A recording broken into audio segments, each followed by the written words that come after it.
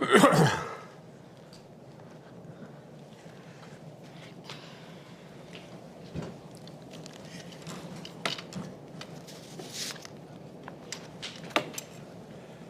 you all see us and hear us?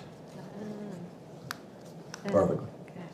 Jay, you're beginning to convince the American people there is a thing called climate crisis. About time. Indeed.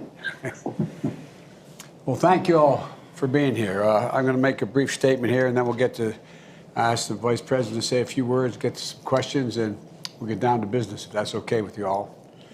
1 month ago, we convened the first of what will be a regular presidential briefing on wildfire preparedness. And we were joined by many of the governors who are with us today, as well as experts from across the administration and leaders from the electric utility sector. I said then that the threat of Western wildfires this year was as severe as it's ever been. And in the past month, we've sadly seen the truth of that being played out. Since our last meeting, the number of large, uncontained wildfires has nearly doubled to 66 of those fires. And the number of firefighters on the job to battle them has tripled. Over 3.4 million acres have already burned. In Oregon, the Bootleg Fire has destroyed more than 400 structures, including more than 160 homes. In California, the Dixie Fire has grown to over 220,000 acres, and our firefighters are working in really rugged and dangerous conditions and terrain.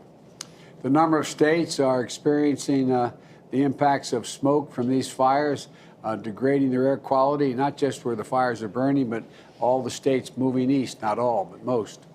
In short, we've got a big, complex wildfires burning across multiple areas, and despite the incredible, and this is not being solicitous, the incredible bravery and heroism of our firefighters, our resources are already being stretched to keep up. We need more help, particularly when we also factor in additional nationwide challenges of pandemic-related supply chain disruptions and our ongoing efforts to fight COVID. We've had a few COVID clusters at our fire camps, which have further limits resources. It's just one more reason why it's so darn important that everyone get vaccinated, I might add. Sadly, we've also lost 2 brave firefighters in the last month in a plane crash in Arizona, and 5 were seriously injured last week battling Devil's Creek Fire in Montana. It's to state the obvious, and you governors know better than anybody, it is really, really dangerous work. And it takes incredible bravery to do it. And these heroes deserve to be paid, and paid well, for their work. That's why last month I was able to announce, and it's not paying that well in my view, to be honest with you, immediate action to make all federal firefighters making at least $15 an hour. I think they deserve more than that. We're also working with Congress to make sure that our firefighters are paid better permanently. So far, FEMA has approved 20 fire management assistance grants totaling up to $100 million to help states pay for the cost of fighting these fires. We're also working with FEMA and the Defense Logistical Agency to get ahead of this emergency supply chain challenges. And we still have some supply chain challenges relating to hoses and a number of other things. We've tapped additional aircraft from the Department of Defense to aid in the fire detection and firefighting. We also welcome the support of our allies from Australia, for example, sending large air tanker to which it's going to begin flying missions this week. And last month, I also noted that the EPA would be launching an upgrade app for mobile phones to easily share location-specific information with the public about the effects of fire and smoke and air quality for them. It's now even more important because smoke from many of these fires burning in the West and along the Canadian border is affecting air quality in states across the country. As of today, the upgrade Air Now app is live and ready for use. Folks in affected areas should download this important tool as quickly as possible. I also encourage our states and county leaders to continue partnering with FEMA, as many of the leaders on the scene today are leveraging our public alert and warning systems to communicate information directly and quickly to the public about wildfires, evacuations, power outages, and more.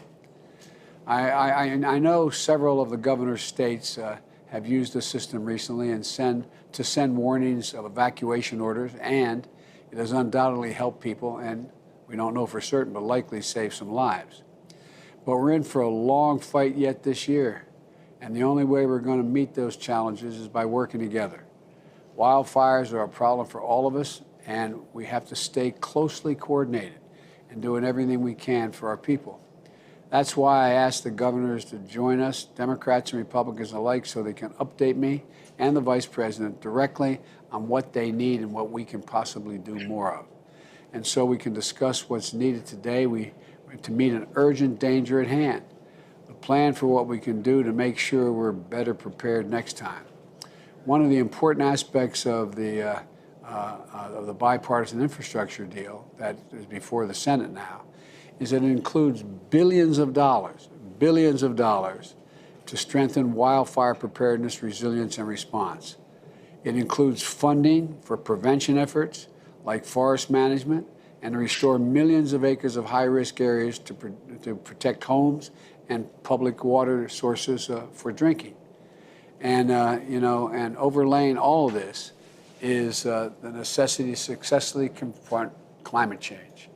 We have some significant changes we're making in these two pieces of legislation that, God willing, will pass in the next month or so. But we can't ignore how the overlapping and intertwined factors of extreme heat, prolonged drought, and supercharged wildfire conditions are affecting the country. And so this is a challenge that demands our urgent action, both today and, as you all know better than anyone else in the country, not just today, but tomorrow, next year, and the year after. And so I want to thank you, governors, for your leadership during what is an incredibly challenging period for all of you. God love you. You're going through anyway. And I'd like to ask now the Vice President to make a few comments, and then I have some questions for all, and we can get into discussion with your permission. Thank you. Thank you, Mr. President. We stand with you, and this is a commitment from our administration that we will not only stand with you, but stay in touch with you, mostly to hear from you. We know that the way that we can help you manage and expand your capacity is through the partnership that we have, the federal and state government, along with local governments. This issue is ongoing each year, as we have discussed. It gets worse. It affects real people. Everything from children who are breathing the smoke to parents who are up at night concerned that they may get an evacuation order at any moment. So know that we are here to maximize the federal capacity to support the states. I'm in D.C., but of course I'm a California girl, and I care deeply about this. We, as I think I've shared with many of you, our family has been under evacuation orders in the last couple of years, and our folks should not have to fear that they are going to lose their home, everything they have, much less risk their lives in these moments. So thank you all for your courage, for your leadership, and I look forward to staying in touch with you. Thank you. Folks, I asked the staff because I think I've had the great honor of being over the last 15 years in your states and in the wilderness areas and the national parks. And I asked my staff to put together maps exactly where the fires are and the areas they're in and what they're affecting. So I want to start off with you, Governor Gianforte, up in Montana. You have your hands full, man. And looking at the map, all the way from Poverty Flats and Crooked Creek, all the way up into Ruby and Hay Creek and the other end of the state. But the big fires look like they're in Trail Creek and Alder Creek, in those areas that are significant. And I have a simple question, and it's a complicated one, but what can we do for you that, that we're just not getting done now? What additional help can we give you now that is not there yet? I mean, cut through all the jargon about we policy wonks are talking about various programs. Bottom line, what do you need, and can we help? That we haven't. Good morning, Mr. President, Madam Vice President. I want to thank you for the opportunity to join you, and I want to answer your question because there are some things we can do to collaborate and work closer together. Just to give a moment of background, as we meet this morning, our heroic firefighters are confronting 19 large-scale fires in Montana alone. And to put that in perspective, just since January 1st, we've had 1,600 fires start in Montana. We've burned about 220,000 acres. These wildfires threaten the safety of our communities. That Poverty Flats fire that you mentioned in the last week burned from initial start to 65,000 acres, currently threatening 1,200 households out in the Bighorn County area. Our first responders, these devastate our local communities, and the costs keep mounting. The state has spent $13 million since July 1st alone. It could have been much worse, and this gets to your question, Mr. President. Without our state's commitment, and we've shared this with the Forest Service and BLM, and they've been very cooperative, to aggressive initial attack. Montana, without that commitment, we would have had many more large-scale fires. And we ask that our federal partners join us in applying this operating principle, whether it's a fire that starts on private, state, or federal land. Yeah. Fires are easier to manage when they're smaller. And when we get after them, we do much better. As we continue to confront this wildfire season, we're also focused on addressing Montana's forest health crisis. We published earlier this year the Montana Forest Action Plan, which identifies 9 million acres of forest land with significant forest health issues and an elevated risk of wildfire. Of those acres at risk, we found about 4 million acres that would benefit most from cross-boundary forest management. Given the need to actively manage our forests, I've charged our Department of Natural Resources and Conservation to double the number of acres it treats with active forest management this year at 25,000 acres. But this is just a starting point. We'll actively manage private, state, and federal land with a variety of treatment types, including thinning, logging, and prescribed burn. We've also invested in 14 different cross-boundary projects in Montana this year. These projects demonstrate the importance of working together across ownership boundaries to create meaningful landscape scale change. And using funds from the state's fire suppression account and the Forest Service state and private forestry division will expand existing work and jumpstart new activities. But it's not up totally to us. We ask that our federal partners join us in doing what needs to be done year-round to reduce the risk of catastrophic wildfires. Of the 9 million acres at high risk, 60% of those are on federal land. This makes tools like the Good Neighbor Authority and stewardship contracting more important than ever. The benefits are really clear. We have healthier forests, improved wildlife habitats, more recreational opportunities, and more good-paying jobs, and most importantly, less severe wildfires. Without active forest management, we can't be successful in our forest health improvements. In closing, I just want to say, I want to thank our federal partners. We have good collaborative relationships here in Montana with the Forest Service and BLM. I also want to thank Governor Newsom and Governor Cox for sending crews to help us deal with these fires that are currently burning. We have thousands of first responders on the front lines right now protecting our communities, natural resources, and livelihoods across Montana, across the western United States. So many people have sacrificed, and I can't thank them enough. We can't measure it in dollars spent or acres burned. We have to keep them and their loved ones in our thoughts and our prayers. I agree with you, Mr. President. Now's the time to act. I think it's all about aggressive initial attack and getting more proactive in our forest management. Again, Mr. President, Vice President Harris, I want to thank you for letting me join you today. Greg, let me ask you another question, if I may. There's Yep. press in the room, and lots of times I know I do, and we all do, use terms which those of us who are in public office, whether it's president, senator, governor, et cetera, use. And I don't think, understandably, the American people don't fully understand what they mean. And even sometimes the press has so much to cover, I'm not sure. You talked about the Forest Health Plan. And talk about, as I say to my staff all the time in plain English, what's that mean? Explain a little bit what that means. Sure. So we have many forests in Montana that have not had good stewardship.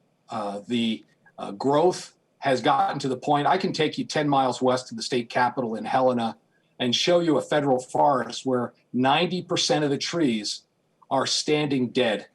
They've been killed by beetle and this really creates a tinderbox situation. It reduces habitat, so very little wildlife lives there. And when we get a lightning strike or a campfire out of control, and a fire starts in a forest like that, we put firefighters at risk. They're very hard to control. The state has been very proactive. The state has about 5 million acres. We've been very active in being stewards of those grounds. And when we thin a forest, this is not clear cuts, but when we thin, when we remove excess fuels, water comes back into surface streams, wildlife comes back into that community. And when wildfire goes through a managed forest, it doesn't get into the crown. It doesn't burn as hot. We don't have the devastation, and structures aren't threatened. So everybody wins when we have good stewardship of the forest. That's really important. Believe it or not, I knew that, but it's really important for people to get it, because we talk about thinning out the forest. We're talking about a lot of trees because of climate change as well, where you have bugs, insects eating up the trees as well, making things that are changing, killing the forest themselves. And they become real tinder. And it's like, dropping a match in almost like in a pool of fuel. And so going in and cutting all that out is not the same as going in. I'm glad you made the point of clear cutting, going in and just, so look, we do have, and I'm hopeful that we're going to get a lot of the infrastructure plan passed and the Recovery Act that has a lot of money in here to help you all manage these forests, and to have much more money in there for the Bureau of Land Management. Anyway, to be able to give you the help you need, because your state, which I've been through, is a magnificently beautiful state. It's and the thing that, I come from the state of Delaware. We had more acreage burned last year than the state of Delaware and Maryland combined. For you all on Montana, that ain't, but I want people to get a sense of how massive these fires are and how they affect the water systems. And anyway, but I'm sorry to take your time, but I wanted you to be able to explain that so people understand that are listening to this. Let me ask you, Governor Inslee, you've been talking about the impacts of environmental change for a long, long time.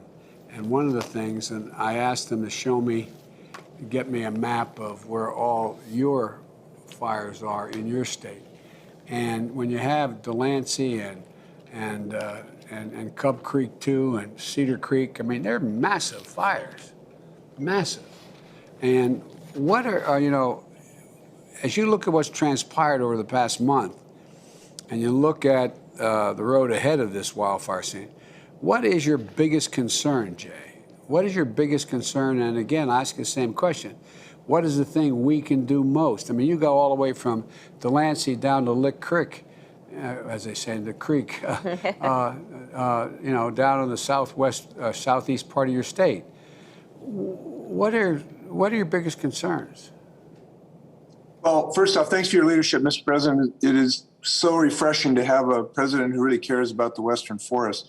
My biggest concern might surprise you because all of the governors share these immediate concerns. We have a huge need for additional aerial assets, additional dozer bosses so we can get our dozers into fire lines. We need more trained people. We do have an emerging concern about our fuel supply for our aerial assets. Everything we need to fight forest fires is in dire need across the western United States, not just in Washington State. We've had 1,000 fires. It's burned 4 times more at this time of year than normal. We've had 2.5 times more acreage burned in the last decade than the previous. So those are the obvious concerns, and everything you need to fight a fire, we could use your help on. And I think you've been totally on top of this. And so I thank you for your leadership on all of these things, including management issues. There's unanimity, there's bipartisan acceptance of the need for active management. We're managing our forests just like Montana is to try to get in and reduce fuel.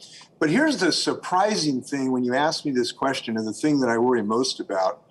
The thing I worry most about is if for some reason the Congress did not follow your leadership in this reconciliation and infrastructure bills that allowed you to realize your vision of creating millions of jobs while fighting climate change. That's my biggest worry right now, because the fact of the matter is there is nothing in human intervention against these fires while climate continues to ravage our forests. You know, we used to think of these things as forests. They're really now just fields of fuel, and they're fields of fire with just one spark because they're so dry.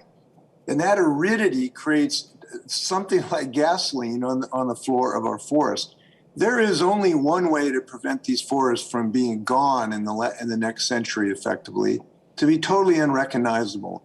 And that is to succeed in following your vision in the reconciliation bill for a clean energy standard, for a huge transition to the electrification of our transportation fleet, to a civilian climate corps.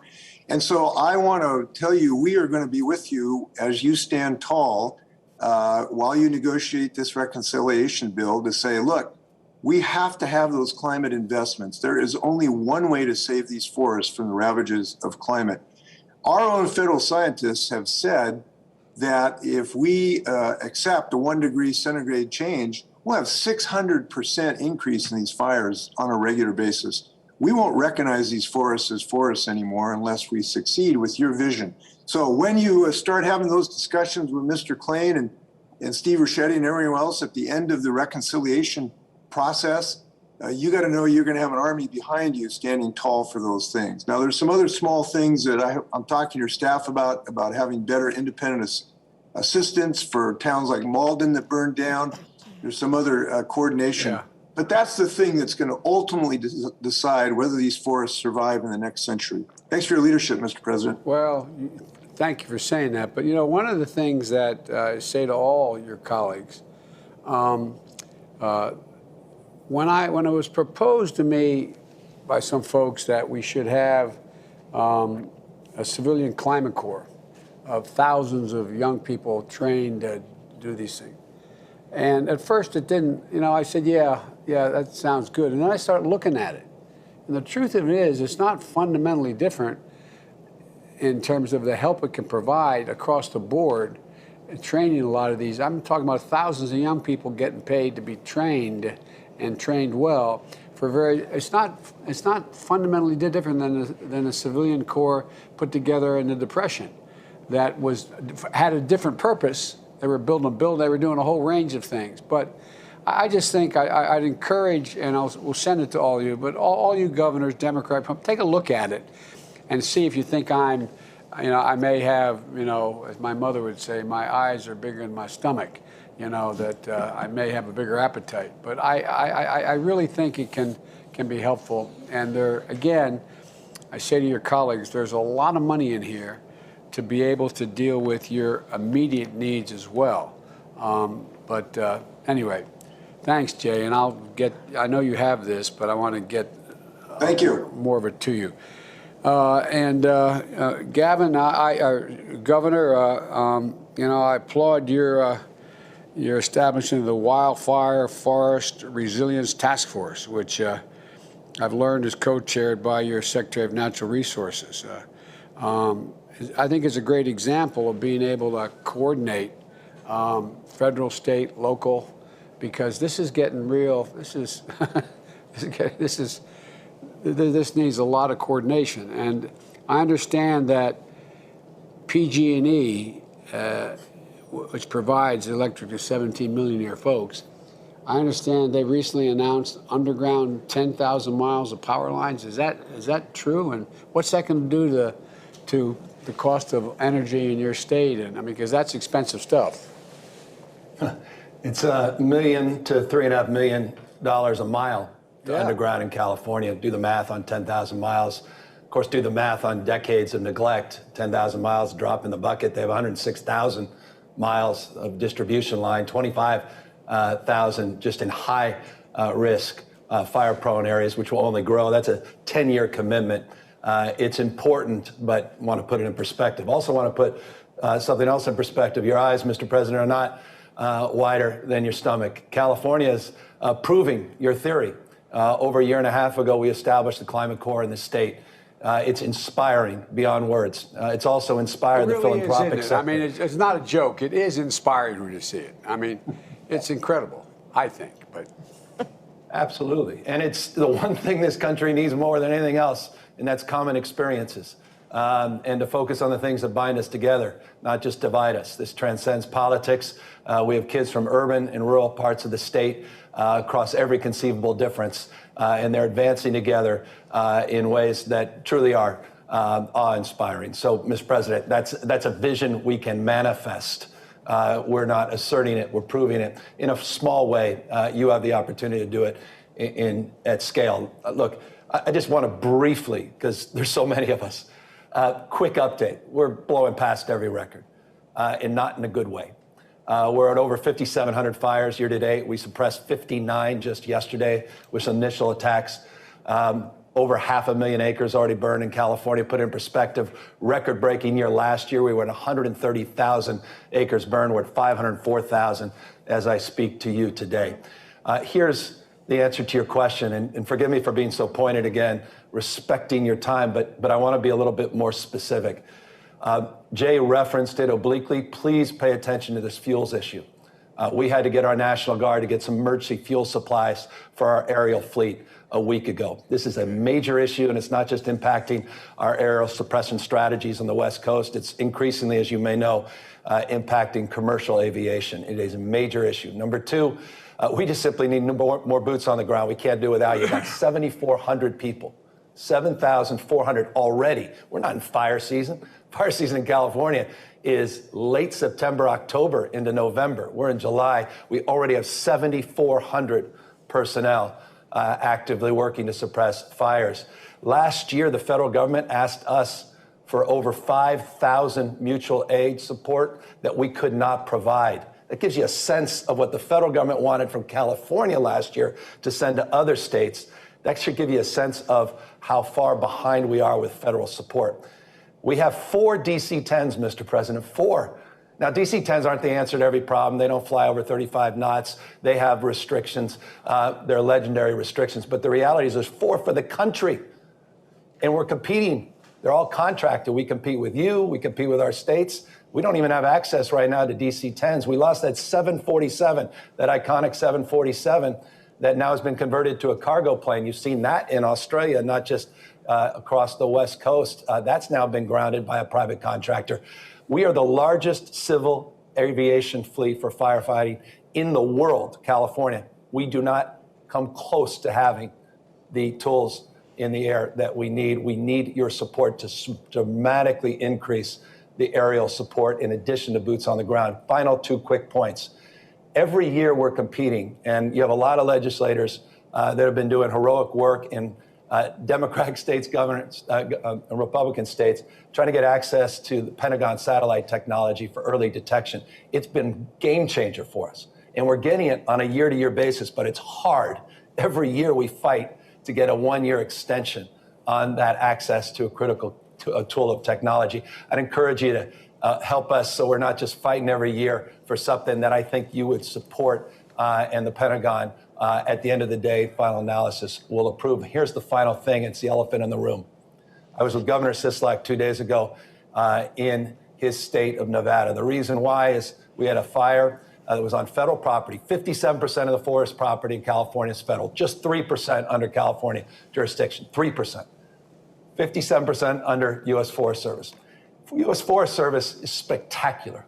We have deep admiration, respect, but there's a culture that too often is wait and see. We can't afford that any longer. This was a federal fire. They waited, and what we saw is the fire took off because we didn't put enough initial assets. Greg was making an oblique point here. I want to be a little bit more explicit. We need your help to change the culture in terms of the suppression strategies in this climate, literally and figuratively, to be more aggressive on these federal fires. That fire bled into Nevada and obviously impacted not just our 2 states, but deeply impacted the redundancy of this concern that comes out every year around jurisdictions and incident command, and the imperative that we're all on the same page in terms of those initial attack strategies. So forgive me for being long-winded, but I wanted to get those That's why we're out. doing this. I want to find out what's the greatest concerns you have, and I will, when this meeting is over, I will be on the phone to the Department of Defense and talking about the access to satellite capability. And but I'm looking down the list here. All right, I will follow up with you, Gov, or the Vice President will. She has a mild interest in California. With all the points you just raised, and I do appreciate it. Now I want to get to each one of you, but we're gonna ask the. I think now is the time the press is about to leave the room, if I'm not mistaken. Am I correct? Yeah. And so we can move on, and